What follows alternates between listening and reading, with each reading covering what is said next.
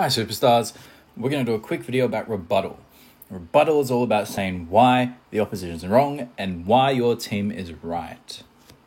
This is undoubtedly the hardest part of debating.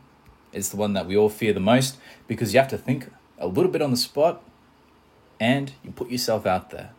But I'm going to show you a formula that's really going to help you get through it, and I want you to practice with me. Okay, so let's get started. Now, there's two things I need to talk about with rebuttal. So what are the basics? Now, the first thing you need to consider is that the best way to rebut is to listen. You need to listen to what your opposition is saying. Now, you should do this for every speaker. Why should you do this for every speaker, even if you've already spoken? Because you want to help out your team, right? You need to help your team because this is a team sport. Now, you're listening to hear exactly the words that your opposition say. We normally prepare for a rebuttal. We might research some things or think up some points, but the opposition will word things differently. They're going to word things in a way that we might not have prepared for. Okay, so the best thing you can do is listen. The next best thing you're going to do is you're going to follow the formula, which is to say what they said, say what they said, say why it's wrong, say what our opinion is, and say why it's right. And this is incredibly important. These four things help you start your rebuttal, and these four things will really carry you through your rebuttal phase of your speech. What exactly do I mean when I say the formula? So there's four parts to it. You say all these things, okay? So the first thing you say when you're speaking is you say what they said. So you need to identify the speaker, and you need to identify their point as well.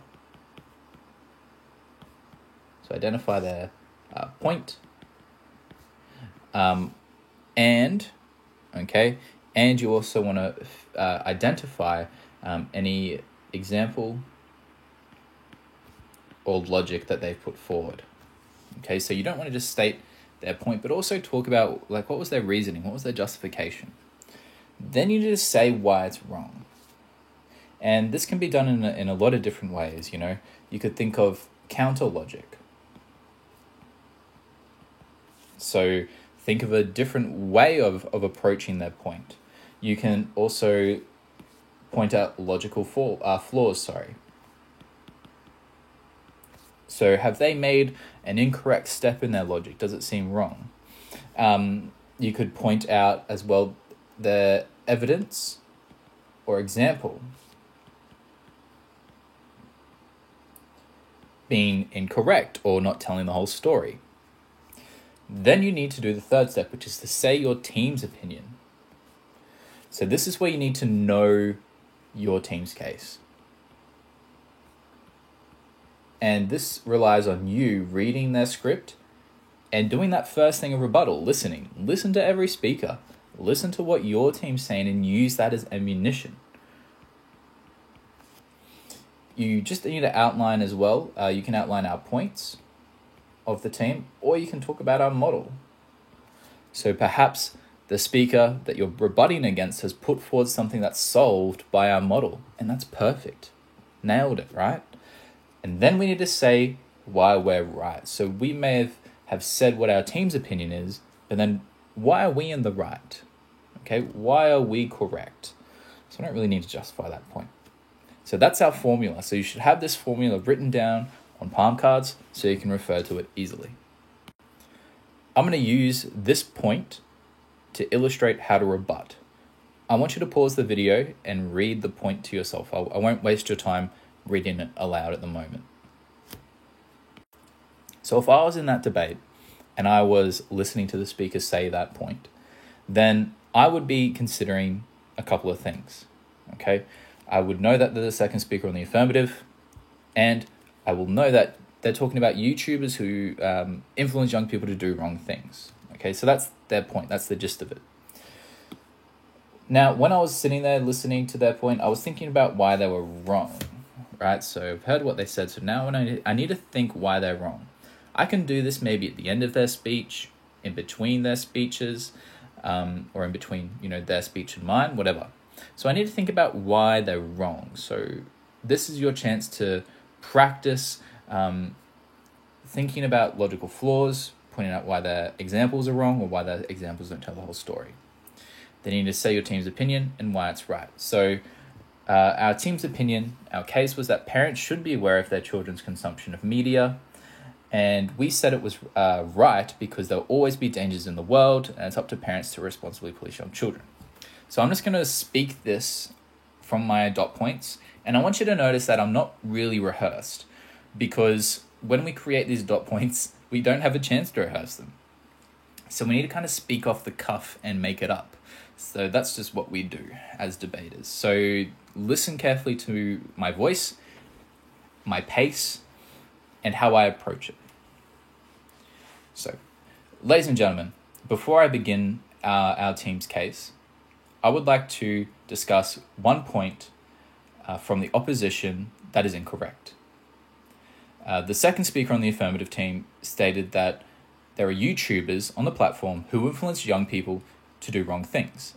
And this meant that we should ban children and young people from accessing the site.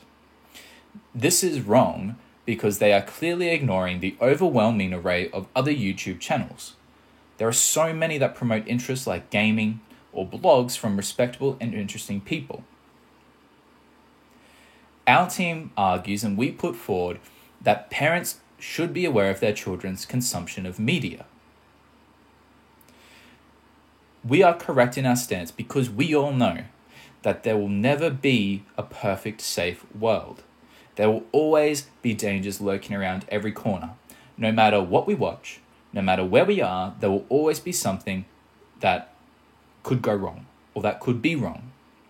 Turn on SBS after 9 p.m. and you'll see a whole different world of things. Turn the TV on after 10 p.m. anywhere and you'll see shows with swearing, with content that's not appropriate. It's just a fact of life. But it is up to the parents, ladies and gentlemen, to responsibly police their young children and to look out for their well-being and safety. So, the second speaker on the affirmative will have you believe that we should throw the baby out with the bathwater. That just because there's a few bad apples on the platform, we should completely stop young children from expressing themselves and from engaging in a creative and fun platform like YouTube. But ladies and gentlemen, let's put things back on the parents, the carers, the guardians. Give them the responsibility to look out for their children and let the platform flourish. So, I'll stop there.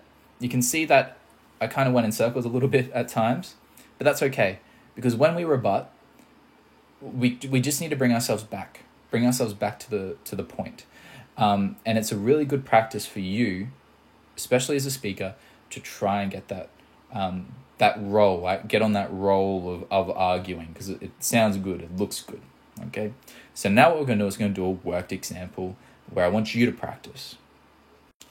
Okay, this is your turn now. The topic is that children should not be allowed to have their own YouTube channel. And I'm speaking from the negative team. So that means I'm disagreeing with the topic and I think children should have their own YouTube channel. So, I want you to listen to what I'm saying and I want you to use dot points on a page to keep note of my arguments. I'm not showing you the speech because in a debate, you don't get to see it.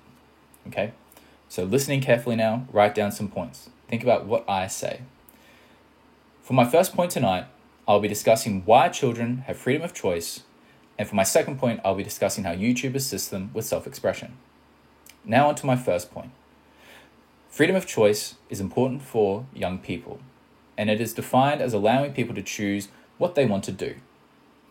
With YouTube, children can have their own channel at just the age of 13. When children reach this age, they generally know that by putting themselves on YouTube, they are opening themselves up to criticism from people they may not know. Once a child is 13, they should be responsible enough to make their own decision, and if parents are concerned that they do not know what they're getting themselves into, then the parents can then discuss with the child the problems associated with YouTube. And if the child still decides that they want to have a YouTube channel, then the parents should allow it.